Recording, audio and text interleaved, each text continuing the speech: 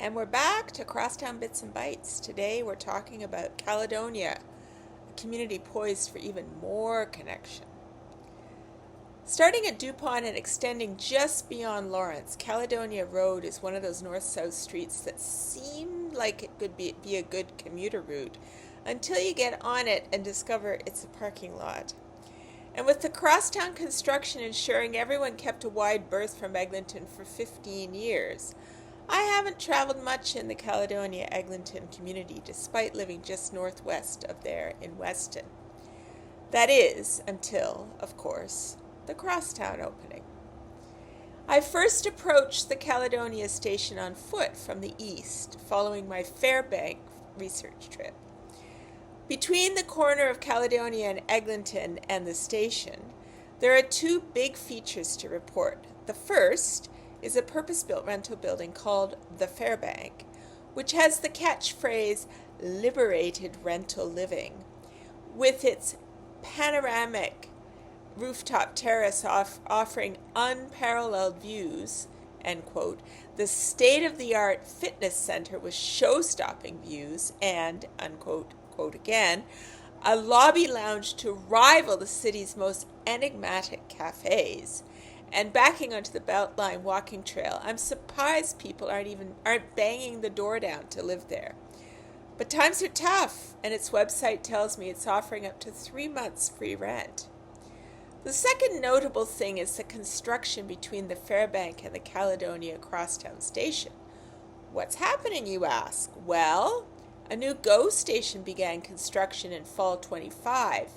It's supposed to open in 27, but Metrolinx, its construction manager, hasn't a great record on these kinds of predictions.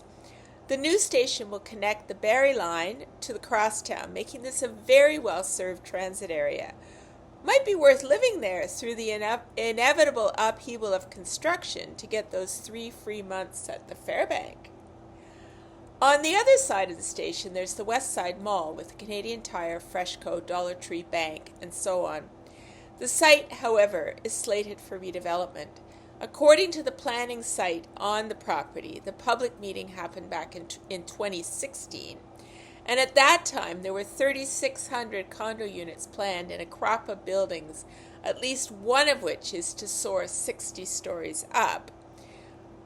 But time has passed and public appetite for the kind of condos builders thought everyone wanted 10 years ago has changed. So my guess is Canadian Tire will thrive on that site for a few years yet as redevelopers recalibrate. This is a neighborhood much better suited to serving real people, not those targeted by the condo developers of a decade ago. There's already some non-market housing nearby. Villa Gaspar, which has been operating since 1992, providing a mixed-income community based on non-profit housing, is at 33 Gabion Way. The building comprises 248 apartments and townhouse units for families. About 155 units have rents geared to income, RGI, while the rest of the households pay rents that are called market, but considerably below actual market because of the non-profit nature and the fact long-term tenants will have their rental increases limited by the annual provincial increased guideline. There are also services like the Syme Woolner Neighborhood and Family Center, which bills itself as an inclusive community where people are empowered to come together to help each other out.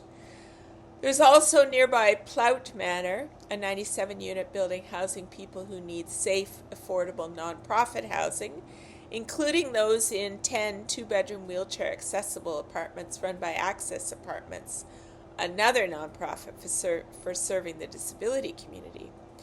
A couple of blocks further west is Oro Immigration Services. You see, this is a real community. And then there's Z's Bar and Grill. I've noticed this place a few times, but like so many community hangouts outside my own immediate community, I'd not gone in. But on the Sunday of the May holiday weekend, with the sun blazing and the patio calling me, I dropped in for a pale ale and an order of jalapeno poppers. I'll be honest, I was expecting some local atmosphere, but there I was, alone on the patio. I guess 3:30 is a little early for the beer drinking crowd. Suzette Henry aka Z, moved from LA 20 years ago and opened this place in 2006.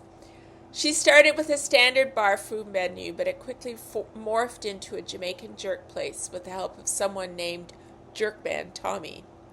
While I enjoyed my beer and book, Z fired up the charcoal grill on the adjacent patio. I introduced myself and my project. I asked Z about the impact of the Crosstown opening, and she confirmed it's had a big one. People who were regulars but moved away can now come back without hassle. Groups can have their functions there too without worry of how to drive home after a few. Staff, like my server who lives at Bathurst and Finch, can commute without it eating up a big chunk of their off time. When I asked Z how she managed through the construction, she grinned. It's like learning to water ski. No one told me I could let go. After we shared our similar views on local politics, and she reported having seen a recent Joe Jackson concert, confirming we're connected generationally, I feel quite certain I'll be back to see Z and sample her jerk in the not-too-distant future. She also recommended I try another restaurant just down the street. Supporting the competition shows class and a real sense of community. I like that. Like so many crosstown communities, Caledonia is poised for change with the GO connection and the housing proposed alongside it. We'll have to work hard to make sure fixtures that survive the construction turmoil, like Z's, for example, aren't casualties of whatever the next decades bring. This is a real community, and it needs to be preserved. Thanks so much for following my Crosstown Bits and Bites series. Bye for now.